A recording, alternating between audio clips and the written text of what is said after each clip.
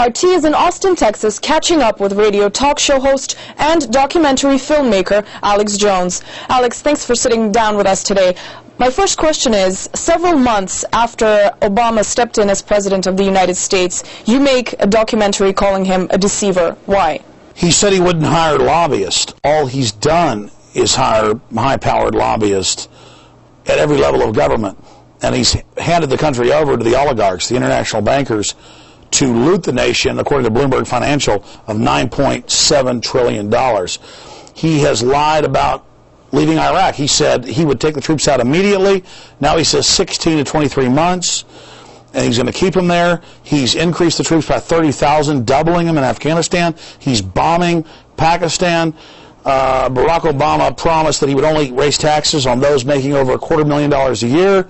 He's now announced, Wall Street Journal, he's going to change all the loopholes to tax all Americans, taking away our waivers we have for our homes, taking away the exemptions. The lies are incredible. Everything Obama has said has been a lie. In your work, you talk a lot about the New World Order. What is the New World Order? The New World Order is a private group of ultra-rich bankers who are offshore. They're above the U.S., they're above Iran, Russia, Venezuela. They are international, and they are creating a network of international laws to regulate and control and dominate nations. They openly state that they want to deindustrialize countries, they want to bankrupt the population, they want a poor population that has to go to the government for handouts. They want a domesticated population. So the New World Order is what every other dictatorship is called for in history. They are people who want a planetary dictatorship run by a group of plutocratic financiers. It is world government of, for, and by private bankers. And what you say is that the American government is a puppet of the New World Order. Is that right? Absolutely. I am a patriot. I believe in the free market. I believe in the red, white, and blue Constitution, Bill of Rights. And everything that the supposed government is doing is the opposite of that. It is 180 degrees from what this nation is supposed to be. And in every poll, the American people are against the wars. They are against the open borders. They are against the police state. But the central government does the opposite of what the people wants, and they're setting up this control grid to try to suppress the American people. How do you see Barack Obama as American president? President Barack Obama is a deceiver. He says one thing, and then he does the opposite. And that's the only thing that is constant with Barack Obama. He bills himself as anti-establishment, but really he is completely owned and paid for by the establishment. So how do you see the future of American politics? The United States is a corrupt empire that has been used by international banks and the global crime syndicate to expand their empire worldwide. They have basically used the United States like a credit card to pay for their world government. And I see the United States entering the greatest crisis since its founding 235 years ago. So I see the United States as a hijacked nation, a nation that is being used as a tool or an engine of international oligarchs, international financiers. I see the United States in danger of being collapsed, but at the same time I see a massive awakening to the globalist agenda taking place, and so I know that we have a fighting chance of defeating the tyranny. Following up on that, some people go further and say that a collapse for America is inevitable. What do you say to that? The globalists want to have a collapse in the United States. And yes, we are in a very real danger of collapsing because the central banks have gotten this country deep in debt. They've done it by design, and now they've cut off the money supply. And the economy for the last year has been in a free fall. Real unemployment's up at 20%. And so, yes, I've seen many scholars in the United States and worldwide talk about the collapse of the United States. That is a real danger. But again, the New World Order bankers only want to collapse the United States so that they can come back in, pose as the saviors, and bring control over the nation, and then reform the United States as a fascist engine to carry out military operations against any free nation in the world. They openly state that the United States will be the pit bull. the attack dog.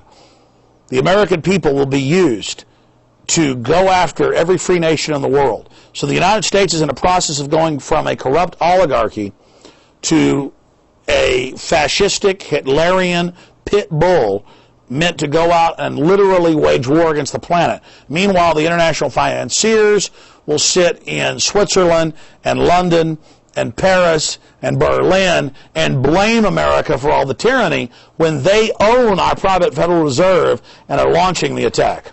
One of the things you talk about in your film is that the American government is allegedly trying to build a civil army to be able to use unsuspecting civilians for their own purposes. Can you explain what you mean by that? Yes.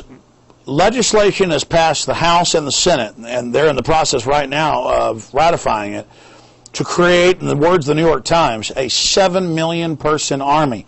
And they openly state that citizens will be spying on each other, that this will be a paramilitary force domestically and internationally, to be a civilian force that after the U.S. military takes over a country, then this civilian military force will come in and administer the country.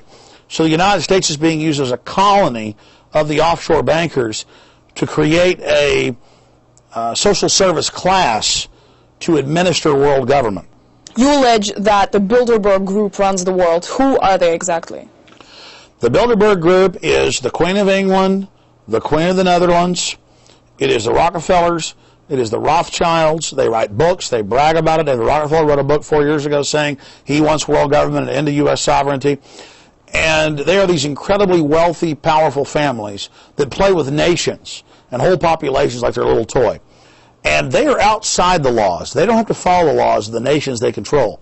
And they come in and buy off the governments and finance those governments to go along with their aims. And the New World Order is just a super rich international mafia of oligarchs that are playing God, who want to abolish and bankrupt nation states so they can set up an international order where the planet is owned by a private bank. Some people say in the next couple of years there's going to be a revolution in America. Could that be possible? The globalists hate America, but at the same time they know that the American people are waking up, and there's over 100 million armed American citizens who understand that being armed is a basic right and who refuse to be disarmed. And so, yes, we've gotten the internal government documents, the state police documents.